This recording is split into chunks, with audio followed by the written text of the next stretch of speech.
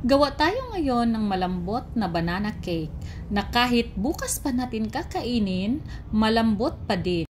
Di mo na kailangan pa ng oven dahil sa i-steam natin to. Sa bowl, maglagay lang tayo ng 3 hinog na saging.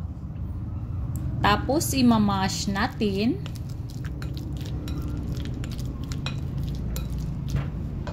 At mag-add tayo ng 2 itlog.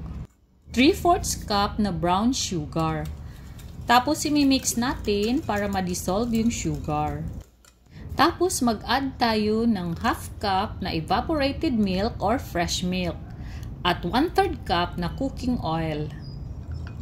So mix lang natin para ma-incorporate lahat ng ingredients. Pagkatapos, i-add na natin ang 1 cup all-purpose flour, 1 teaspoon na baking powder, 1/2 teaspoon na baking soda, at 1/4 teaspoon na salt. So, mix natin para mahalo lahat yung ingredients. So, guys, ito optional lang to, yung nilagay ko na chocolate chips and raisins. Nasa inyo na kung lalagyan nyo or pwede ring wala. Ilagay na natin sa ating mga baking cups at i-steam natin sa medium heat for 15 minutes.